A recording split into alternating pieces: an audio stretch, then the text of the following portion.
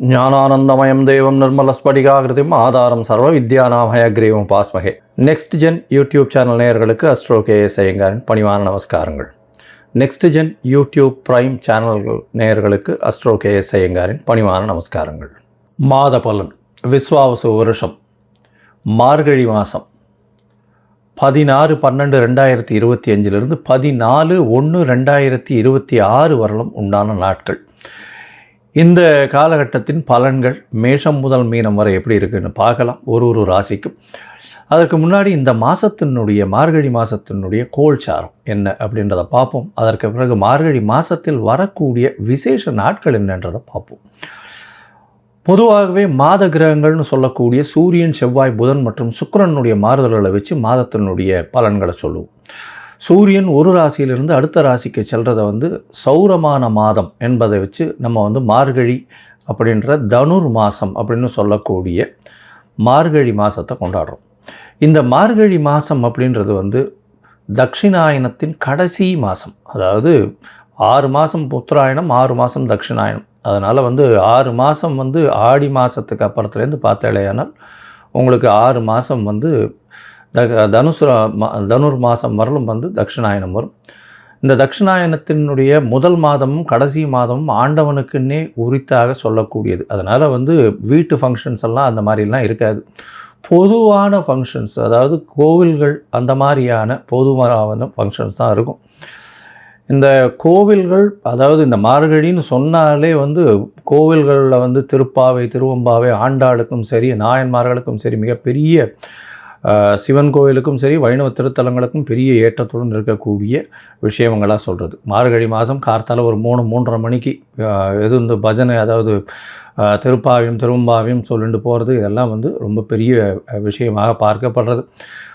Ozone அப்படின்னு சொல்லக்கூடிய oxygen அதிகமாக இருக்கக்கூடிய நேரமும் அந்த காலகட்டத்தில் இருக்கும். அதனால் எர்லி மார்னிங் மார்கழி மாதத்தில் முடிச்சுக்கிறது அப்படி ரொம்பவும் விசேஷம்.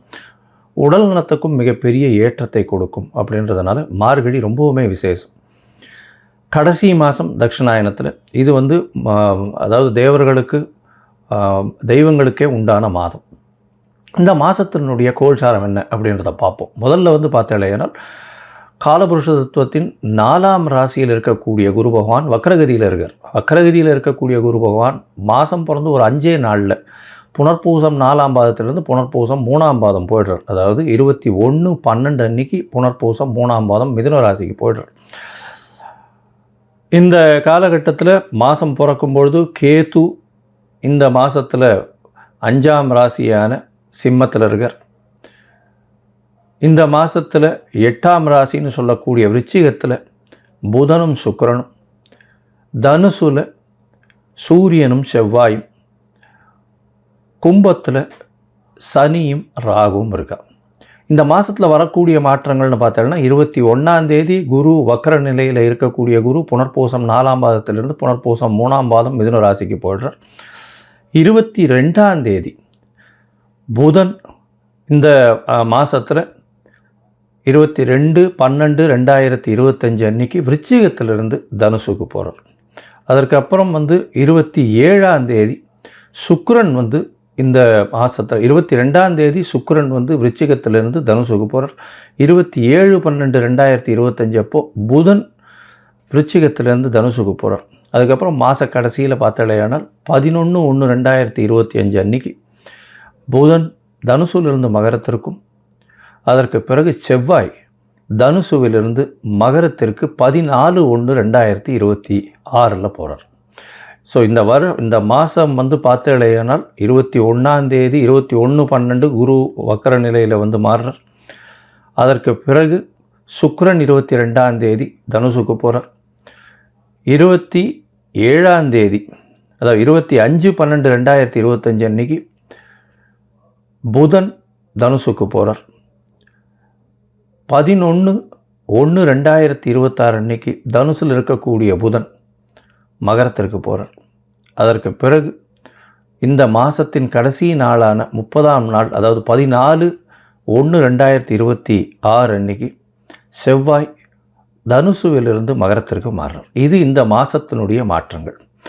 சரி, இந்த மாதத்தில் வரக்கூடிய விசேஷ நாட்கள் என்ன அப்படின்னு பார்த்தோம்னா இந்த மாதம் மொத்தமே விசேஷம்தான். ஏன்னா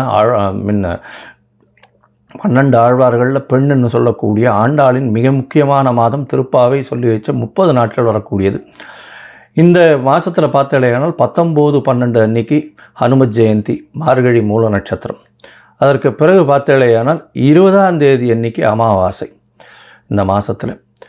இந்த மாதத்தில் பார்க்கும்பொழுது 30ஆம் தேதி வைகுண்ட ஏகாதசி.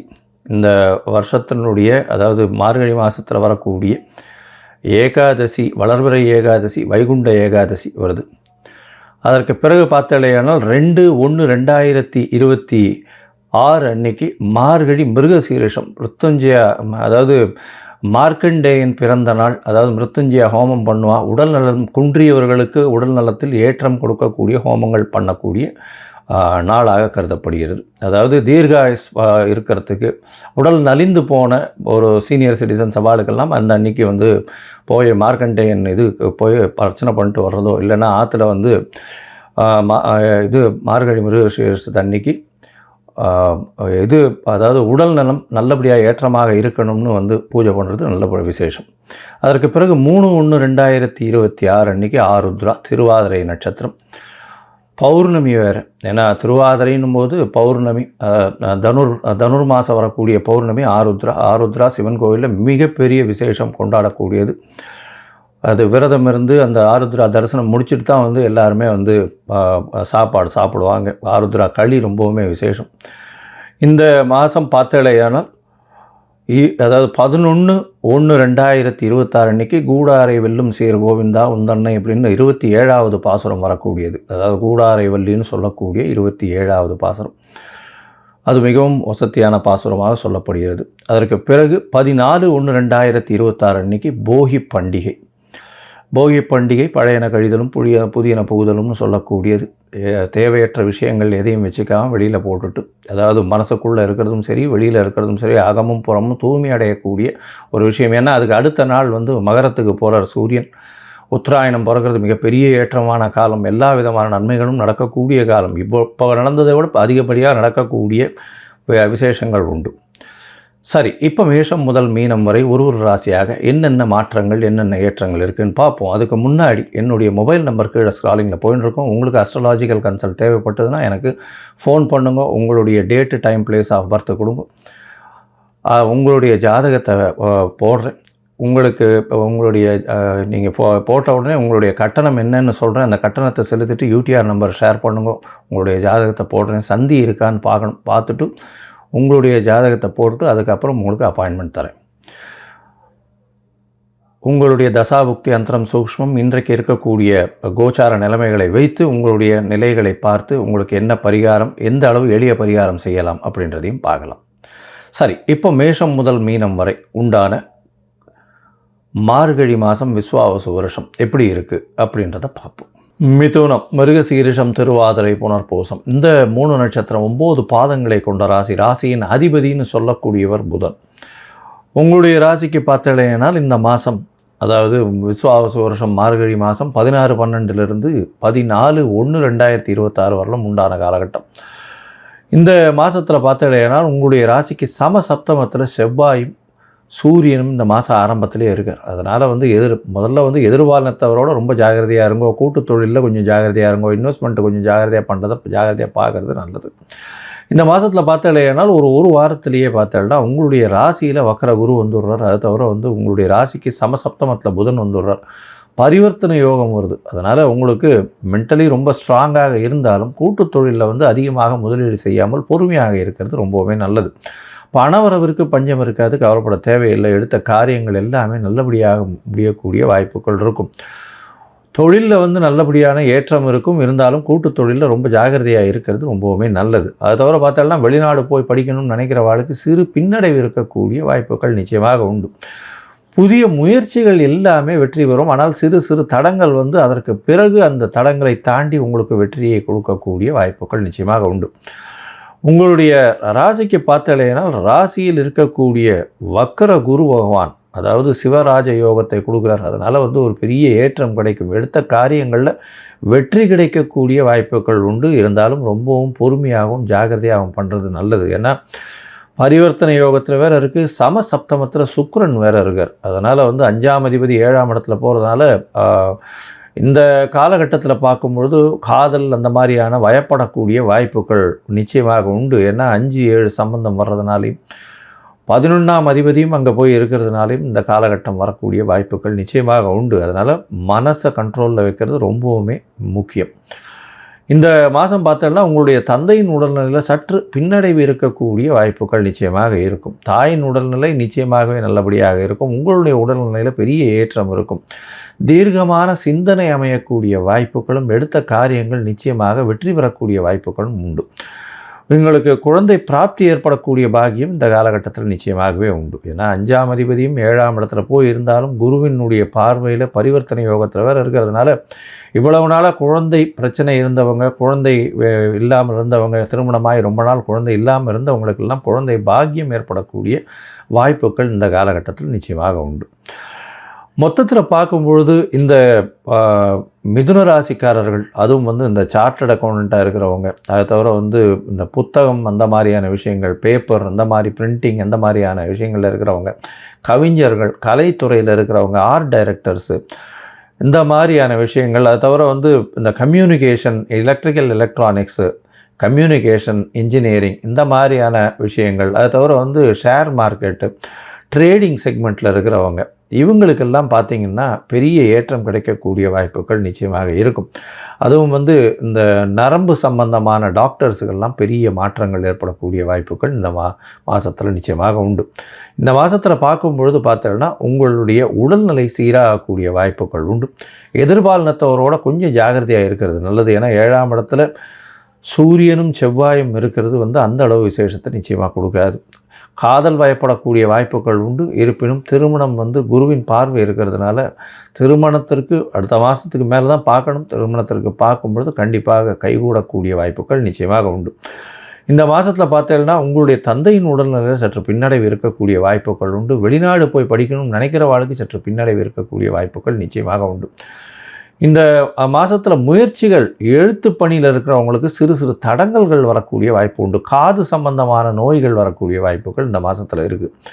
ரொம்பவும் ஜாகிரதையாக இருக்கிறது நல்லது. அதை தவிர பார்த்தாலேயானால் உங்களுடைய ராசிக்கு 9ஆம் இடத்துல ராகு பகவான் இருக்கிறதுனால தந்தையின் மூலியமாக திடீர் பணவரவு வரக்கூடிய வாய்ப்பும், வெளிநாடு போய் வரக்கூடிய வாய்ப்பும் நிச்சயமாக இருக்கும். இருந்தாலும் நீங்கள் வந்து வெளிநாட்டில் போய் படிக்கணும்னு நினச்சின்னு இருக்கீங்கன்னா அது வந்து சற்று பின்னடைவை கொடுக்கும். எப்படின்னா முதல் டாப் யூனிவர்சிட்டி இல்லாமல் கொஞ்சம் அதுக்கு அப்புறமா இருக்கக்கூடிய யூனிவர்சிட்டியில் படிக்கக்கூடிய வாய்ப்பு தான் இருக்கும்.